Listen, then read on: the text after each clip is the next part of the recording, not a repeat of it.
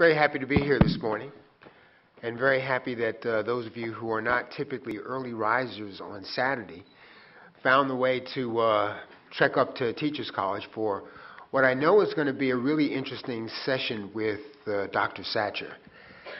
David Satcher was very instrumental to the work that Mindy Fullilove and I have been doing over the course of the last 25 years in HIV/AIDS.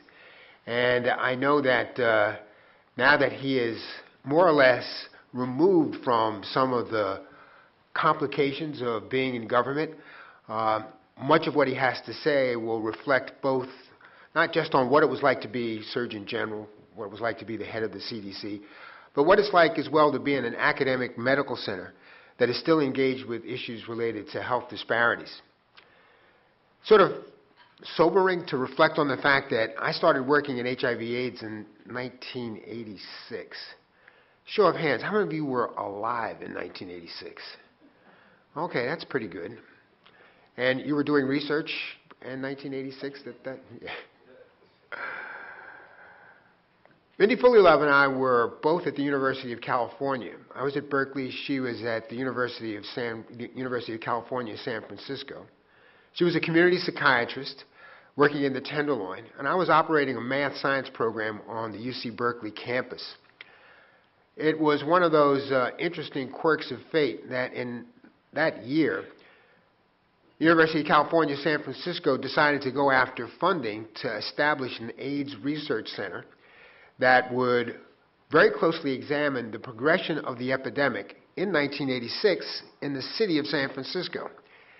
Now, many of you are aware of the fact, if you've been studying the evolution of HIV, that California remains one of the epicenters for the epidemic of HIV in gay white men.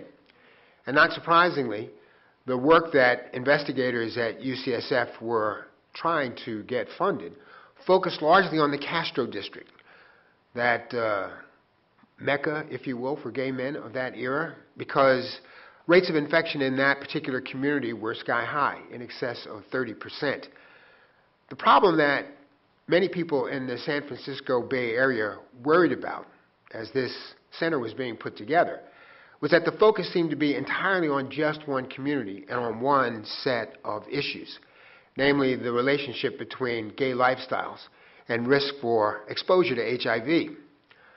A group of community activists went to UCSF and said the following: HIV is more and more an epidemic of people of color as well. Your failure to include any researchers who are interested in understanding how AIDS is affecting minority communities really means that you're only doing part of your job. If you are unable to include a group of minority researchers in your perspectives for putting together what would eventually become the Center for AIDS Prevention Studies, we worry that you're going to miss some important elements of what's driving this epidemic. To make a long story short, and by the way, this is a tale that's actually repeated in a book that Jacob Levinson wrote a couple of years ago called AIDS in the Black Community, where you can sort of see, at least from a journalist's perspective, what it was like to be engaged in that kind of ideological struggle at that particular point in the epidemic. But what I want to do is simply flash forward to the fact that when the decision was finally made that there would be a group of minority investigators looking at HIV, it is perhaps a function of the fact that Mindy and I were not traditional public health researchers, that we started questioning some of the major assumptions that were driving the way HIV research was being conducted and the way a lot of HIV prevention efforts were being funded. We were concerned about the fact, for example, that in reporting statistics describing the epidemic and looking at surveillance data, one of the things that was always prominently displayed were the growing differences between blacks, whites, and Hispanics with respect to the burden that each of their communities were bearing with respect to the epidemic. By looking at HIV as a function of race ethnicity, which increasingly has dominated the way we've talked about this epidemic, part of what happens is that we began to, as a nation, get the sense that your race was somehow a unique, independent risk factor describing the likelihood that you'd be exposed to HIV and would ultimately become affected. It's an interesting notion because it for more than a number of important reasons, seemed to center our focus of the epidemic on the victims themselves, on the folk who were being most caught up. And it suggested that if we were to understand HIV, we'd have to understand two factors: the nature of the individuals who were engaged in risk behavior and the nature of their exposures. Well, a problem with this view is that if you think about it carefully, if race is in fact, and here I'm speaking to your sense of science, an independent risk factor describing what's going on with the epidemic, then black people, no matter where they were, would face the same risks of being infected. In other words, whether you lived in San Antonio, Texas, or in Mont Haven, here in the Bronx, the likelihood that you'd be infected would be the same. The odds, were you to calculate them, would be pretty much exactly the same. But that's not what we were beginning to see, even as early as 1986. It became real clear that there was a geography to the epidemic, and that geography was something that people weren't paying attention to. Here's a way of describing it, I think, in terms that are relatively easy to see. A black man in Topeka, Kansas, in 2013 has less a likelihood of being exposed to HIV than a white man here in New York City. If race is indeed an independent risk factor for risk and exposure, then that kind of difference shouldn't exist. Someone in Topeka should look exactly like someone in Harlem, but that is not what the data show. Increasingly, we were trying to demonstrate to folk at the CDC and others in the Public Health Service that if you simply looked at the geography of HIV, you'd have to deal with the puzzling fact that New York City, which has only a fraction of a percent of the U.S. population, has since 1981 borne at least 15 to 17% of the burden of this epidemic. Meaning that if you look at it very carefully, within a 2-hour drive of this campus right now, you're going to see roughly 25% of all the cases of AIDS that have ever been reported to the Centers for Disease Control. This suggests that what we're looking at is an epidemic that has a geography and an ecology. So understanding what that has been about has certainly been at the center of what Mindy Fullilove has been studying for the last 20 years. What is it about communities? What is it specifically about poor communities of color that makes them so likely to be in the crosshairs of this particular virus? What's going on? It's at that point that we did something that I think is really quite unusual. We started to look for answers to this present dilemma by examining the past. And that's something that in the 21st century is increasingly being overlooked. We are so engaged in understanding the present. We are so involved in trying to deal with the reality that is presented to us by the internet, by our cell phones, and by all that's going on around us, that we've sort of forgotten that where we are right now represents the end stage of some historical processes that probably need to be examined if we're to really understand what's going on. This is another way of saying that our fascination, our obsession with the present, really obscured some of the major changes that occurred in the United States over the course of the last 50 or 60 years that really laid the groundwork for the creation of the HIV/AIDS epidemic that we have today, and really explains why minority communities, but most especially the black community, bear such a heavy burden with respect to understanding what's really going on. Now, this is easy for me to say. I'm increasingly aware of the fact that when I give up whatever wisdom I may have acquired in the course of my academic training, that I'm reflecting on the fact that I've been around for a long time. I was born in 1944, which means that I just finished celebrating my 69th birthday. And yeah, don't I look good for somebody that old? Yeah. I tell myself I should never do that, but this is a naked appeal for applause. It's true. People are so happy to see an old guy who can still stand up and do it that, it's just like automatic that your hands go to clapping. Why is reflecting on my age so critical? Because I'm someone who lived through urban renewal. What has urban renewal got to do with HIV/AIDS? The answer is everything. And let's understand why it has everything to do with our understanding of this epidemic. I knew a black community in the New York metropolitan area that was intact, that was family-oriented. If you look at the statistics gathered by the census in 1950, one of the things you'll discover about Harlem is that it was a community where 85% of the adults were married. That is to say that most of the children who were raised in that era were folk who had a two-parent household. Let's flash forward a bit to the time that Mindy and I have spent at Columbia.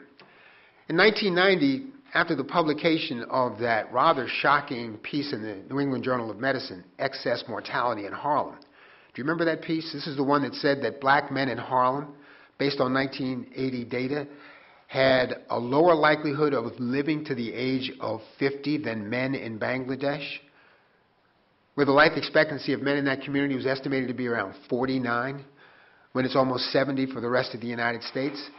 Well, one of the things that the CDC did was say, okay, that's great as a way of understanding surveillance statistics, but what happens if you actually interview the population and ask them about a variety of things related to their health risks? So we engaged in a study, the Harlem Household Study, that took us almost 5 years to complete, which was a random stratified sample of 1,000 households in Harlem. This is important because those of you who know something about sampling know that this is a way of getting really accurate estimates about what's going on in that community. Well, one of the things that we discovered, in contrast to the 1950 census, was that only 16% of the adults that we interviewed were married. If you add to that number the folk who were living without benefit of clergy, folk who are just living together but aren't married, the number only went to 21%. But 58% of our respondents said that they had kids. What happened between 1950 and 1990, when we started that survey, to explain this sudden drastic change in the nature of the community? Well, let me answer the conundrum that I've just tried to pose by asking you a question. What would happen to any community in any urban area anywhere in the world if overnight you suddenly took 1/2 of all the men out of the community and removed them from understanding and being a part of community life? What happened to Harlem between 1950 and 1991 is what has basically happened in almost all urban areas in the United States with a significant population of black men. The war on drugs, number one, and mass incarceration, number two. Think about it. In 1970, there were 200,000 men doing time in state and federal prisons. 1970 is the time when Richard Nixon declared a war on drugs, saying that drugs were public enemy number one. And with this establishment in 1972 of the Drug Enforcement Agency, we took an issue, drug use, abuse, and substance abuse dependence, which is a set of phenomena that we can deal with, particularly if we think about the ways in which drug treatment works. We could have taken this medical crisis, this public health tragedy, and we could have treated the problems in the community that were so much a part of wide-scale abuse of and addiction to drugs. We couldn't have cured it. Let's be clear, drug addiction is a series of phenomena that really result in our being able not so much to get people forever off drugs, but we know how to stabilize people who are living with this problem. We know how to make them part of their families and their communities. And although they may be subject to relapse from time to time, folk who have successfully completed drug treatment typically are able to live more or less normal lives. That is not what we did. The war on drugs was basically an effort to say that this represents criminal behavior. So what we did instead was take something that we might have been able to successfully treat and convert it into an issue that was basically going to be managed by the police and by the courts. So what did that do? Well, many of you can remember what the 1970s were like when, especially in New York City, you were starting to see a really drastic change with respect to the presence of drugs, heroin, and to some small extent cocaine, just present everywhere. This family-oriented community was now a place where you used to see, for those of you who read, for example, Man-Child in the Promised Land, young men nodding out on the corner, groups of folk who were unemployed sort of gathering around waiting every afternoon for the dope man to arrive. The family-oriented community that I knew in the 1950s in Harlem had more or less changed dramatically. And the fact that the folk on the street became the subject of all kinds of sweeps conducted by the cops meant that you were going to see a sudden, drastic change in the relationship that men had to their families and to the communities. Why did this occur? Because they were gone. 200,000 men doing time in state and federal facilities in the year 1972. Fast forward to 2010, that number has grown to 2.3 million. If you add to that number the 5.7 million folk who are on parole, on probation, and who are under the supervision of the courts, you suddenly have a phenomenon that is difficult to describe. The United States has 5% of the world's population, but incarcerates 25% of all the prisoners in the world currently doing time in an institution of incarceration. 5% of the population, 25% of the world's prisoners here in the United States. And who are those prisoners? Well, they look like the men from Harlem. In 2009, 41% of all the inmates doing time in state or federal prisons in the United States were African American. Add to that another 18%, and all of a sudden, 2/3 of our incarcerated population represents men of color. It's not just that they're men of color. They are men of color who, in an educational institution like this, are of particular interest to us because these are the folk who did not finish high school, are functionally illiterate, and are unable to participate in the post-industrial world that we have been so madly creating over the course of the last 25 years. What that means in places like Harlem or Mont Haven is that on any given day of the year, somewhere between 30 to 40% of all the young men between the ages of 16 and 19 are gone. They're doing time upstate. What does that do to a community? Once again, to have such a significant portion of the men in the neighborhood suddenly disappear. They're no longer there. And how did that happen? Well, those of you who lived through the crack cocaine era recall what it was like when all of a sudden you had this hugely addictive substance that was basically being dealt by children. We live in a capitalist society, so drug dealers are probably as canny, as intelligent as any other capitalist, and they understood that if they were going to engage in an illegal activity that was going to be heavily surveyed by the cops, the one thing they could not afford to do was to have the people on the street who were dealing the drugs gone. If your sales force is locked up, how are you going to maintain your profit edge? How are you going to maintain your profit margin?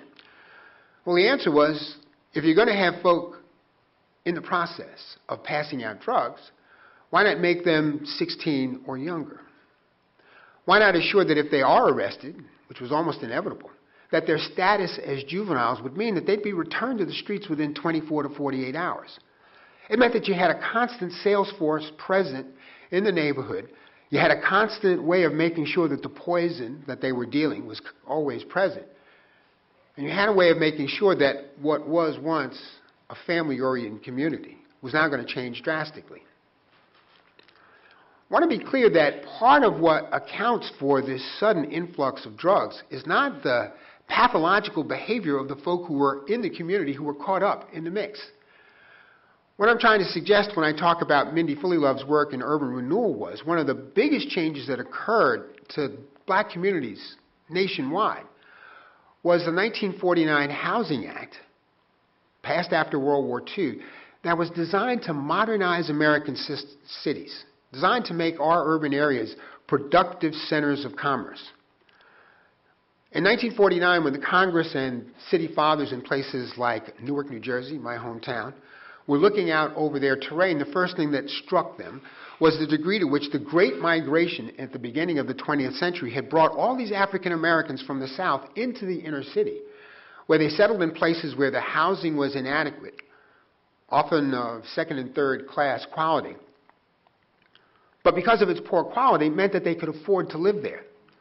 They established communities. That description of Harlem in the 1950s as a family-oriented community was a description of a place where people were uniformly and routinely poor, but they were proud of where they lived and they maintained those communities. despite the fact that the housing stock was really lousy, they were able to create businesses. They were able to create neighborhoods. They were able to create not just neighborhoods, but neighborhoods where children were able to flourish. Everybody knew everybody else. It wasn't just a collection of people of the same color. These were folk who were truly neighbors, which meant that they exchanged an enormous amount of social capital. This is a place where those of you who grew up in that era can recall as one where everybody on the block knew you. All the adults knew your name. All the adults not only knew your name, they knew the name of your parents as well. If you did something stupid, it was real clear that someone on the block had the right to sanction you. Some of us, and there are folk nodding their heads because they remember this. Yeah, you're walking home and all of a sudden, Sister Mary, who's a good friend of your mom, comes down and says, boy, I saw what you did. Bah, bah, bah, bah, bah. Thank you. Yeah, that really happened, you know. And then when you got home, boy, I heard what you did. Bah, bah, bah, bah, bah. That's what happens when communities are stable. That's what happens when community functioning really basically depends not just on how well families are integrated one with another, but how well groups of families are connected to each other. We call this having weak ties, where, okay, you're not of my blood, you're not really a member of my family, but we're all in this together. And what happens to your kids is going to influence what happens to my kids. And the raising of children is a collective activity. Isn't that what we expect of really well-functioning communities? That they are cohesive, that they display what we call collective efficacy, and where that efficacy is never more eloquently demonstrated than in our capacity to raise children to live as adults, as contributing members of the community. Well, as soon as you start to do what happened with the Housing Act of 1949, which was to declare neighborhoods like the Central Ward of Newark blighted, declare that the land actually belongs to the city using the right of eminent domain, and where the decision to make a brand new city means bulldozing neighborhoods like this out of existence, two things happen. You not only destroy the nature of community life by removing homes and people who are in those homes from existence, you set the folk who are now homeless into motion. And in too many cities, what this represented was a movement from poor and frequently racially integrated neighborhoods into housing projects financed by local and federal government funding that were enormously segregated. Public housing in the United States becomes a place where almost 90% of the residents who are African Americans are going to be living with other poor African Americans. And all those carefully constructed over generations, community ties that make it possible for neighbors to cohere with each other, they're suddenly removed. Nobody knows anybody. You're now moving into a place where you don't know your neighbors. Those of you who live in New York, I know, probably enjoy that unique New York phenomena of being proud of the fact that you don't know your neighbors. You don't speak to each other. You might nod. But that's pretty much it. The whole notion that you would knock on the neighbor next door, say, hey, my name is so-and-so, come in and, have a party. Folks in New York don't do that. Folks in most urban areas don't do that. And I want to suggest that the beginning of this radical individualization of urban population really begins with urban renewal and the ways in which it transformed the communities that were once stable places for raising kids. So what happens when all of a sudden the neighborliness that describes community life is no longer there? Well, amongst other things, it becomes possible for folks to deal drugs in the street. There isn't anybody watching the neighborhood. There isn't anybody watching the corners. There isn't anybody watching the middle of the block. Sure, you can recruit kids to engage in stuff like this because other than their families, who's watching them? Who's taking care of them? The quality of their schools is going rapidly into the toilet. So the whole notion that, number one, you have an urban area that is increasingly deindustrialized. There are no unskilled jobs out in the community anymore. There are no longer places where someone with less than a high school education is going to be employed. Add to that, all of a sudden, the creation of an underground economy that says if you want to make money, deal drugs. and then create a community setting where kids can become the major mules, the major soldiers who carry the sale of drugs into the street, and all of a sudden you're going to create exactly the kind of environment, precisely the kind of ecology that's going to make it possible for the cops and the courts to say, okay, since you can't handle your problems, we will. And this thus begins the cycle of mass incarceration, leading to those scary statistics that I just described. So what has this got to do with HIV/AIDS? Everything, right? In 1970, we started locking up precisely those individuals who were most likely to have been exposed to the virus. Recall that, 1981 might be the year when we acknowledge the existence and the presence of HIV in our midst. But what we are acknowledging was data that we gathered from looking at a group of men who presented to medical authorities at the end stage of HIV disease.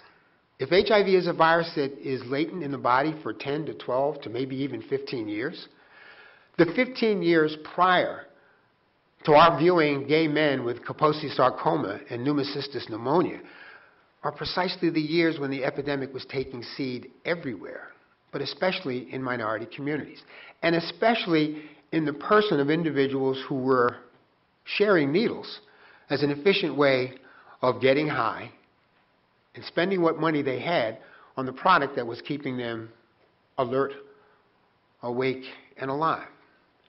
We locked up the group that was in greatest risk for HIV disease. And I'm one of those who believes that in that period between 72 and 81, you had a great deal of HIV transmission in the prisons. Who amongst us isn't aware of the fact that prisons are places where people have sex? Now, if you're a member of a State Department of Corrections, maybe it's not a good idea for you to acknowledge that. Because if you knew that there was sex going on in prison, and if you knew that that sex was unprotected, and you knew it was sex that might include someone whose involvement with drugs had infected them with HIV, then you would be morally obligated to provide condoms. Aware of the fact that that's the most efficient way of preventing the transmission of this virus. But that's not what happened. And my belief is that what we see in data that suggests that maybe 40% of all inmates in the United States are sexually active at some point in time in their incarceration, either through consensual sex or through rape. I really do believe that that, coupled with the drug use, which is also present in prisons, created an absolute fascinating opportunity for this virus to be transmitted from one person to another. And then in the course of the return of so many of these incarcerated persons into the community, you create this interesting machine that circulates HIV between the prisons and the community and then back again. Back again? How does that happen? Well, look at the recidivists. Look at the numbers that describe recidivism in prisons in the United States. 70%, according to the Bureau of Justice Statistics, of the men who are incarcerated and released into the community will go back within 3 years.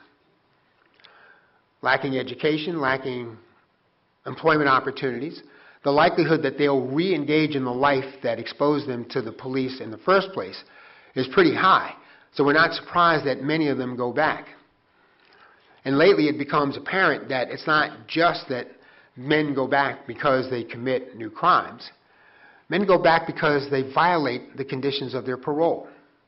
There are some estimates that say that somewhere between 40 and 50% of all the folk who are currently doing time in prison are there not because they have committed new crimes. They're there because, for whatever reason, their parole has been revoked and they're back where they started. Well, if I'm correct that that cycling back and forth between the prison and the communities meant that you kept the virus in motion, then what better explanation could we have for explaining why 50% of all the new cases of HIV in the United States are typically found in the African American community?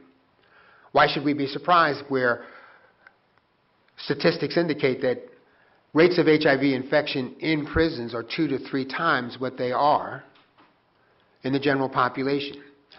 And why should we be surprised that New York City has become an epicenter for the HIV epidemic when somewhere between 65 and 75% of all the men doing time in the 66 state prisons in the state of New York are from 7 neighborhoods in New York City?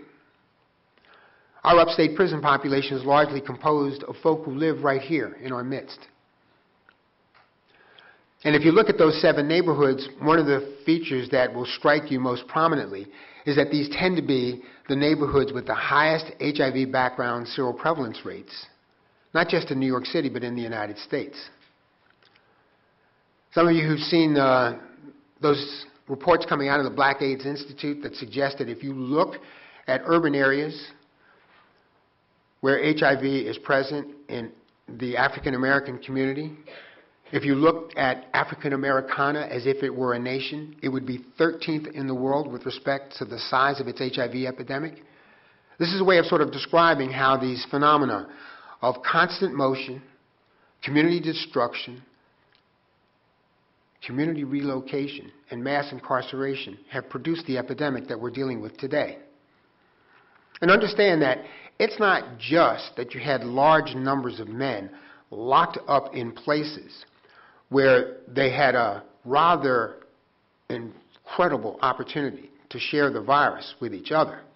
We're also talking about what happens to formerly incarcerated persons when they're back in the community, a phenomenon that has been eloquently described by Michelle Alexander in the book The New Jim Crow, which I strongly urge all of you to read. The New Jim Crow. I'm somebody who was raised in New Orleans. My family's from Mississippi. Being born in 1944 means that I really understood what it was like to live in a world that was very neatly structured socially by white-only, colored-only signs, where segregation was a way of life. One has the sense that post the Civil Rights Movement, we have now, with the election of Barack Obama, entered a new post-racial era where race no longer matters, where Jim Crow, for all intents and purposes, is dead.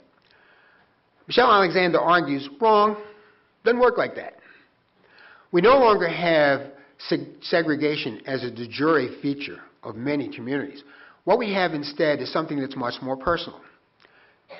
It's best understood by examining the characteristics of individuals who have a felony conviction and who are now walking about.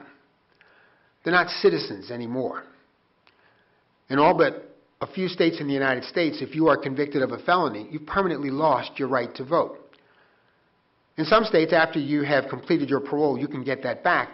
But for the most part, even re-establishing your rights to vote really represents a process that is long, arduous, and in many instances, highly stigmatizing. So, okay, you have a bunch of folk who are no longer citizens. What could be so bad about that? Well, it's not just that. Understand that in many cities, like New York City, if you've been convicted of a felony, and it was at all related to drugs, you've permanently lost your right to qualify for access to public housing. This means that not only can you get into the housing that's subsidized by welfare or by the housing authority, if your family takes you back into your house, they could be expelled as well. So a lot of families suddenly face the decision with someone who is returning from a bid upstate of risking being homeless by letting the returning inmate back into the house, or saying, baby, sorry, can't help you, but in order to keep a roof over our heads, you got to be elsewhere.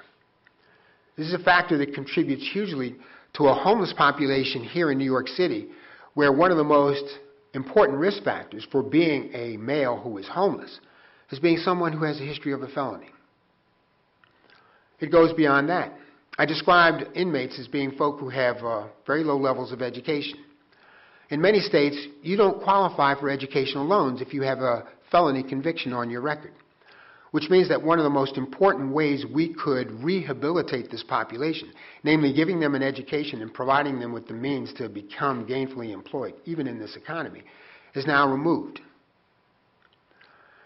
It's a way of sort of describing a sort of a permanent disability that now afflicts the community. and that probably has as its most deleterious effect the impact that it has on kids. Kids from families where both members, or even one member of the family, has been incarcerated themselves run a huge risk for having this happen. And those of you who teach in New York City schools, especially those in the inner city, are probably increasingly aware of the fact that so many young men enter high school with the notion that they have no future out there, that whatever future they have is probably bound up in being part of this population of incarcerated men. So they act like folk who are basically biding their time before it's their turn to go into the joint. I want to suggest that what this creates is a community that has a sense of itself that lacks a vision of the future.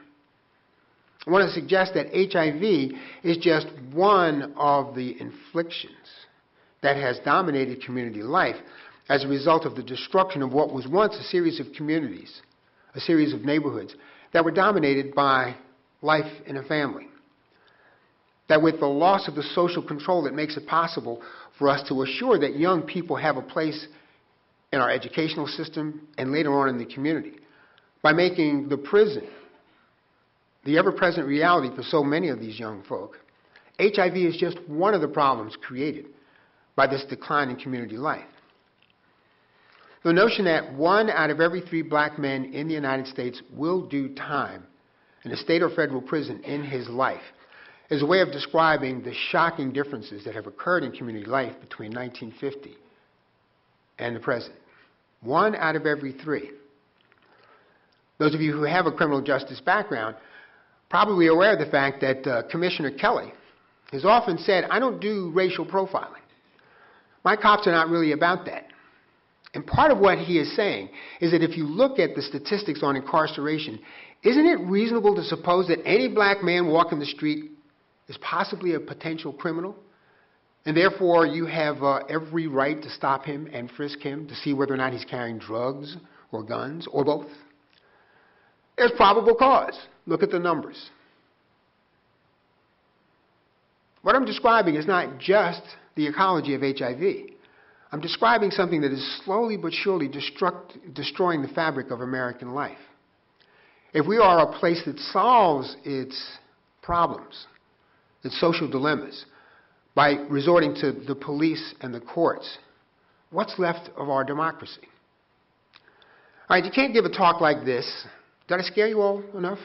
I got more. You know, I can go on like this for days without talking about something that looks like solutions. And I'm about to run out of time, huh? I didn't flash yet. I know. Okay, just checking. 8, 9 minutes. Good. 8 or 9 minutes. Exactly what I need. Every Monday for the last 3 semesters, I've gotten up at... There's water down there. There's a bottle of water. Yeah, good, because I'm getting dry. I've got the cold that I think is going around that many of you are probably dealing with. Thank you for coughing. Man, I like punctuation for the things that I say. I got 8 minutes. I can last. Thank you. Sorry to say that every Monday morning I get up at 5:30 and I drive 2 hours to Woodbourne State Correctional Facility. I teach a class as part of the Bard College Prison Initiative. I have 19 inmates. They're college students, meaning that they're not simply folk who are bored to death with what's going on the inside and are taking a class just to relieve the boredom. No, these are folk who've passed an entrance test, who've been interviewed, who are honest-to-God college students. I'm teaching them public health. I'm trying to create a public health program with the notion that because Woodbourne is a medium security facility, a lot of these folks are going to get out, and with public health training, they could be part of the workforce that will be created by the Affordable Care Act. Aren't we trying to get large numbers of folk in poor communities who are uninsured to trust the medical establishment, to pick up the insurance so that we go to a system that's less about illness management and more about prevention because everybody gets a yearly checkup? Something that doesn't happen to 50 million Americans who are living without insurance. Yeah, these guys could really do that. They're smart enough, they're bright enough, and for all the teachers and professors in the audience, I cannot tell you what it's like to show up 9 o'clock in the morning and have a group of students who have all read the assignment. Can I get an amen? Not only have they read the assignment, they're ready to fight with me about it. Doc, I don't know about this. I love this. Why is that important? We used to do this routinely as a nation. We used to be really clear that prisons were places where folk got rehabilitated. In 1970, with the war on drugs, we decided that we really didn't like criminals. And we decided that prisons were places where they had to be punished. And a lot of educational programs were taken out of just about every state facility that I know about, not just in New York, but nationwide. But the stats are really clear. Someone who's been educated in college has a vanishingly small chance of returning to prison as a recidivist. I mean, you want to know what you can do without spending billions of dollars, without getting grants and contracts that are enormous? Figure out how to create educational opportunities in settings like this, because the impact it will have on the lives of the prisoners is really enormous. So many states are running out of money and deciding that the first thing they have to do is close down their prisons. You see the size of the population reflected in the statistics I gave earlier. Well, remember that everybody who's locked up on the inside is costing you, the taxpayer, $30,000 a year to remain on the inside. $30,000 a year is, for many people, the cost of a college education. And if you're spending $30,000 to keep a man on a bunk walking around for years on end, what good has it done the individual or the society that put him there? I want to suggest that this notion that Bard College has developed, that this represents a group of men who have all kinds of capacities. My guys almost all come from New York City. Many of them have been there since their teenage years. They're in their 40s and they've never known anything in their adult life other than the inside of a prison. That they are so bright, that they are so gifted, frequently brings me almost to the point of tears when I leave, because I wonder what community life had been back had they had the capacity to remain instead of being wasted in some place in the middle of Sullivan County, which is basically no place.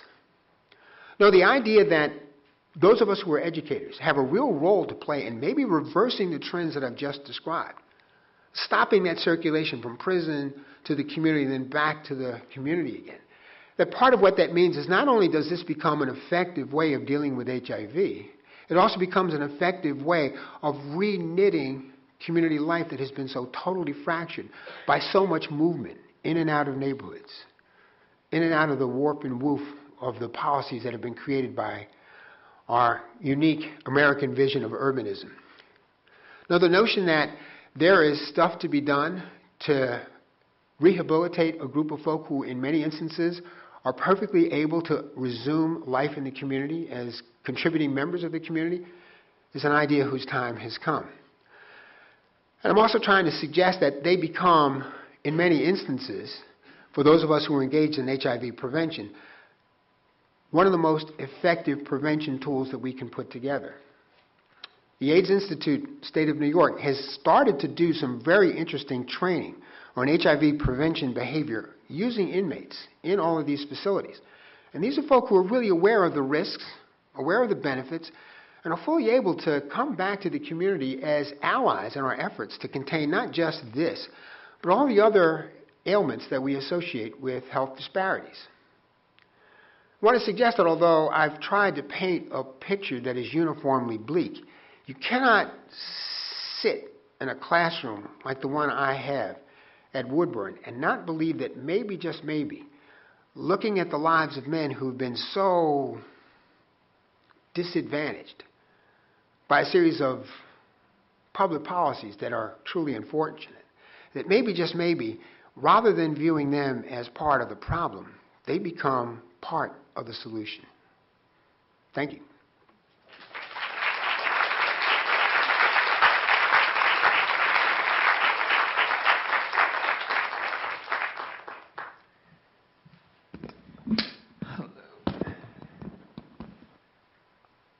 Thank you. Can I get microphone? Switch on. Good morning. Yep. Hello. Okay. When we hear about HIV/AIDS syndemics, often the factors that are associated with HIV prevalence expand to include not only various types of individual behavior, sexual behavior, compulsive sexual behavior, substance abuse. So are you telling us that when we think about HIV/AIDS syndemics, that we are required to fundamentally expand that to consider the various social determinants that include housing, that include urbanization, displacement, and could you just comment on that? Yeah, I had said in the beginning of my comments that David Satcher, I think, is a critical individual in thinking through the response to that question, because he was the one who started to say, if you're going to really understand the nature of the public health challenges that exist in the United States, you have to look beyond a medical model that focuses exclusively on the patient and on patient risk behaviors. You have to look at the social context in which they live. On a number of occasions, Mindy Fullilove and I were invited to present in front of Satcher's core of directors, where we sort of talked about the ideas that I've been presented in part this morning, suggesting that if we're really going to be successful in thinking about how to have public health that works in the United States, one of the most important things we're going to have to do is look at community, context, and ways in which people in medicine and public health can work with folk in housing, folk in education, folk in criminal justice, folk, in other words, who are dealing with all the aspects of the social life of the community. What's critical is that this is now reflected very strongly in Healthy People 2020, the health goals that we set for the nation every 10 years. There are a number of elements of Healthy People 2020 that urge public health practitioners to make common cause with folk in other agencies, other bureaus, other offices, where elements of the social dynamic that drive so much in the way of health disparities can be fashioned into something that looks like a solution. So yes, this is a way of saying that people in public health or in health education should in fact be getting out of their silos and thinking about ways in which they can reach across the aisle, so to speak, to deal with folk who are in other agencies, who have other pots of money, who have other resources that could be tapped to create a kind of a synthesis in which public health, medicine, and all of these other agencies work together to do what is necessary to confront problems like HIV or any of the other health disparities that have been the focus of much of what you've heard today and you heard yesterday in this conference.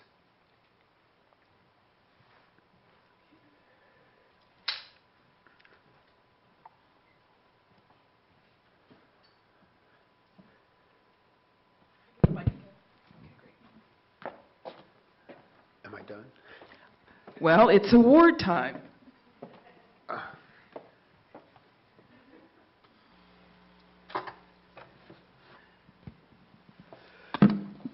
Okay, let's stand over here.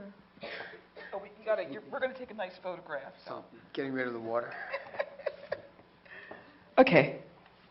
Well, now you can see why we are giving this award to Professor Fullilove. As part of the celebration of the 5th Annual Health Disparities Conference at Teachers College, Columbia University, and 10th anniversary celebration of the Research Group on Disparities in Health, and we just might mention that he's been the co-sponsor of most of the doctoral dissertations that have been produced. And since by June we will have had 82, that's a lot.